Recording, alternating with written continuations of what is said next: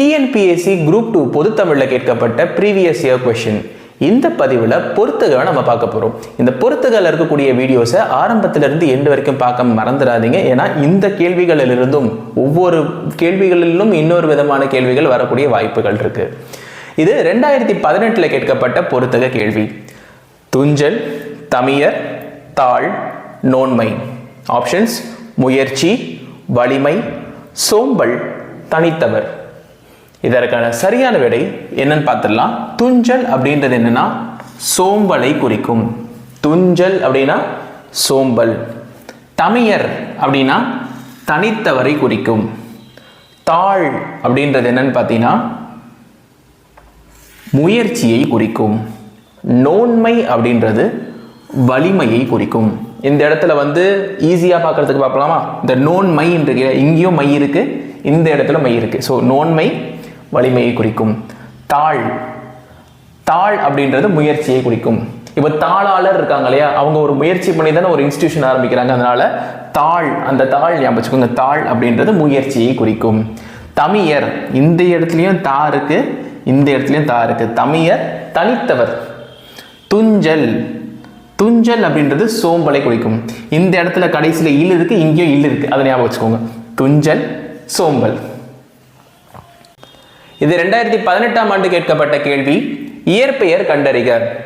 பாரதியார், பாரதிதாசன், சுரதா, வாணிதாசன். என்னென்ன கொடுத்திருக்காங்க? ராஜகோபாலன், அரங்கசாமி, சுப்புரத்தினம், சுப்பிரமணியம். முதல்ல தெரிஞ்சதை கிளிக் பண்ணிப்போமா? சுப்புரத்தினம்ன்றது பாரதிதாசன் அப்படின்றது நமக்கு நல்லாவே தெரியும். கனக சுப்புரத்தினம் தான் அவருடைய இயற்பெயர். பாரதியார் மீது கொண்ட பற்றின் காரணமாக தன்னுடைய பெயரை பாரதிதாசன் அப்படின்னு மாற்றிப்பார். பாரதியார், பாரதியாருடைய இயற்பெயர் பார்த்தீங்கன்னா சுப்பிரமணியன். இதுவும் நமக்கு சுப்பிரமணிய பாரதி அப்படின்றது நமக்கு நல்லா தெரியும். சுப்பிரமணியன். சுரதா, சுரதா அவருடைய இயற்பெயர் என்னன்னு பார்த்தீங்கன்னா ராஜகோபாலன். சுரதாவினுடைய இயற்பெயர் ராஜகோபாலன். அதாவது சுப்புரத்தினதாசன் அவருடைய பெயரை எப்படி மாத்திப்பாருன்னா, அவர் இயற்பெயர் ராஜகோபாலன் தான், பாரதிதாசன் மீது கொண்ட பற்றின் காரணமாக சுப்புரத்தினதாசன் மாத்திப்பாரு. அதுதான் நாளடைவில் சுரதாவா சுருங்கி மாறிடும். வாணிதாசனுடைய இயற்பெயர் பார்த்தீங்கன்னா அரங்கசாமி. இவருக்கு எத்திராஜுலு அப்படின்ற பெயரும் இருக்கு, பட் இவர் அரங்கசாமி அப்படின்ற இயற்பெயரை கொண்டவர். அடுத்த கேள்வியானது காலம் சம்பந்தப்பட்டது. பொறுத்துகளை: கார்காலம், முன்பனிக்காலம், முதுவேநீர் காலம், குளிர்காலம். கார்காலம் அப்படின்றது ஆவணி மற்றும் புரட்டாசியை குறிக்கும். ஆவணி மற்றும் புரட்டாசி மாசத்துல தான் கார்காலம் அப்படின்னு சொல்லுவாங்க. அடுத்து முன்பனிக்காலம் மார்கழி மற்றும் தையை குறிக்கும். மார்கழி மாசம் குளிர் அடிக்கும் இல்லையா, ஸோ அதெல்லாம் முன்பனிக்காலம் அப்படின்னு சொல்லிட்டு. முதுவேநீர் காலம், முதுவேநீர் காலம் அப்படின்றது பார்த்தீங்கன்னா ஆனி மற்றும் ஆடியை குறிக்கும். ஆனி மற்றும் ஆடி முதுவேநீர் காலம். குளிர்காலம் ஐப்பசி மற்றும் கார்த்திகை. இந்த கார்த்திகை மாசத்துல குளிர் அடிக்கும் இல்லையா, ஐப்பசி மற்றும் கார்த்திகை மாதங்களில் குளிர் அடிக்கும், அதனால குளிர்காலம். கார்காலம் ஆவணி மற்றும் புரட்டாசி, முன்பனிக்காலம் மார்கழி மற்றும் தை, முதுவேநீர் காலம் ஆனி மற்றும் ஆடி, குளிர்காலம் ஐப்பசி மற்றும் கார்த்திகை. பொறுத்துக. இது 2016 கேட்கப்பட்ட கேள்வி. இதுல பாத்தீங்கன்னா ஓரம், வேற்றுமை, நன்று, செழுமைன்னு கொடுத்துருக்காங்க. வறுமை, தீது, மையம், ஒற்றுமை. எதிர்ச்சொல், அதாவது ஆப்போசிட்ஸ் நமக்கு நல்லாவே தெரியும். ஸோ இப்போ ஓரம் அப்படின்றது என்னன்னு பார்ப்போம். ஓரம் அப்படின்னா கார்னர்.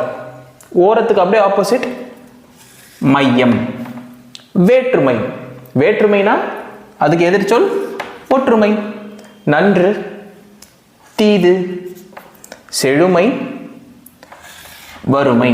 இந்த மாதிரி எதிர்ச்சொல் மற்றும் பொருந்தும் சொல் ரெண்டுமே கேட்கதற்கான வாய்ப்புகள் இருக்கிறது. இதுவும் 2016 கேட்கப்பட்ட கேள்வி. பொறுத்துக. பட்டியல் 1, 2 கொடுத்திருக்காங்க. கனகம், மேழி, கலிங்கம், ஆழி. இதற்கான பொருளா என்னென்ன கொடுத்திருக்காங்க பார்ப்போம். ஆப்ஷன்ஸ்ல மோதிரம், ஆடை, பொன், கலப்பை. கனகம் அப்படின்றது பொன்னை குறிக்கும். கனக சபை ஞாபகம் வச்சுக்கோங்க. கனக சபை அப்படின்றது பொன்னால் ஆனது. கனகம் அப்படின்றது பொன்னை குறிக்கும், தங்கத்தை குறிக்கும். மேழி, மேழி அப்படின்றது என்னது? இந்த இடத்துல மேழி அப்படின்றது கலப்பையை குறிக்கும். மேழி அப்படின்றது கலப்பை. கலிங்கம் அப்படின்றது ஆடையை குறிக்கும். கலிங்கம் அப்படின்றது ஆடையை குறிக்கும். ஆழி அப்படின்றது மோதிரத்தை குறிக்கும். ஆழின்றது இந்த இடத்துல என்னது? மோதிரம். கனகம் அப்படின்னா பொன், தங்கம். மேழி அப்படின்றது கலப்பை. கலிங்கம் அப்படின்றது ஆடை.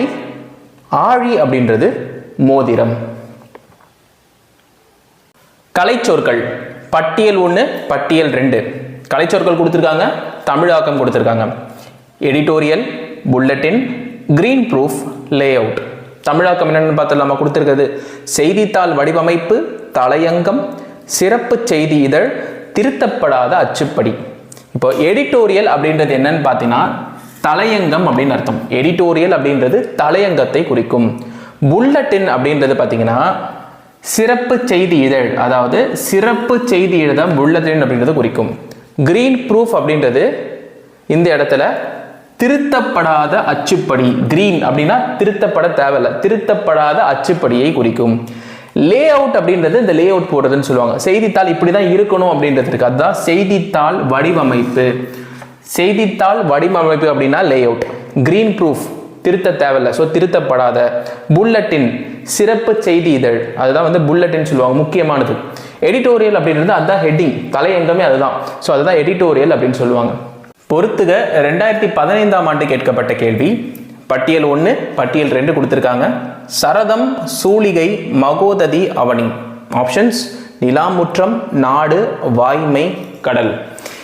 இது எங்கிருந்து எடுத்திருக்காங்கன்னு பார்த்தீங்கன்னா ஒட்டக்கூத்தர் எழுதின ராஜராஜ சோழன் உலா அப்படின்ற நூல்ல இருந்து தான் எடுத்திருக்காங்க. அதுல தான் இந்த வார்த்தைகளானது இடம்பெற்றிருக்கு. சரதம் அப்படின்றது என்னன்னு பார்த்தீங்கன்னா வாய்மையை குறிக்கும், உண்மை, அதாவது வாய்மையை குறிக்கிறது சரதம். சூளிகை அப்படின்றது என்னன்னு பார்த்தீங்கன்னா நிலாமுற்றம், நிலாமுற்றத்தை குறிக்கும் சூளிகை. மகோததி அப்படின்றது கடலை குறிக்கும், கடல் மகோததி. அவனி அப்படின்றது நமக்கு நல்லா தெரிஞ்ச விஷயம், நாடு. டிஎன்பிஎஸ்சி குரூப் 2ல கேட்கப்பட்ட பொது தமிழ் கேள்விகள், அதாவது பொறுத்துக சம்பந்தப்பட்ட கேள்விகள், முக்கியமான கேள்விகளை இந்த ஒரு லாங் வீடியோல பார்த்தோம். இந்த மாதிரியான எந்த மாதிரி கேள்விகள் வேணும்ன்றது உங்களுடைய சாய்ஸா, ஓப்பன் சாய்ஸா நான் வைக்கிறேன். உங்களுக்கு என்ன வீடியோஸ், என்ன கண்டென்ட் வேணுமோ இந்த காமெண்ட் செக்ஷன்ல உங்களுடைய கமெண்ட்ஸை டைப் பண்ணுங்க. அந்த வீடியோ என்னால் முடிஞ்ச கண்டென்ட்டை நான் கொடுக்க ட்ரை பண்றேன். அது மட்டும் இல்லாமல் உங்களுக்கு இந்த சேனல் பிடிச்சிருந்ததுன்னா, இந்த கண்டென்ட்ஸ் பிடிச்சிருந்ததுன்னா மறக்காம சப்ஸ்கிரைப் பண்ணிக்கோங்க. அப்பதான் நான் போடுற வீடியோ உங்களுக்கு ஒவ்வொரு வாட்டியும் நோட்டிஃபிகேஷன்ல வரும். அது மட்டும் இல்லாமல் உங்களுக்கு இந்த சேனல்ல நிறைய ஷார்ட்ஸ் போட்டிருக்கேன். ஸோ டிஎன்பிஎஸ்சி குரூப் 2 மற்றும் குரூப் 4 தயார் பண்றவங்க எப்படி கேள்விகள் கேட்பாங்க அப்படின்றது இந்த ஷார்ட்ஸ் அண்ட் வீடியோஸ் மூலிமா நீங்க நல்லா தெரிஞ்சுக்கலாம். இந்த மாதிரியான டிஎன்பிஎஸ்சி ஃபேக்ட்ஸ் மற்றும் டிஎன்பிஎஸ்சி கேள்விகளுக்கு இந்த சேனலை சப்ஸ்கிரைப் பண்ணி உங்கள் ஃப்ரெண்ட்ஸ் அண்ட் ஃபேமிலிட்ட ஷேர் பண்ண மறந்துடாதீங்க. அடுத்த வீடியோவில் உங்களை சந்திக்கிறேன். நன்றி, வணக்கம்.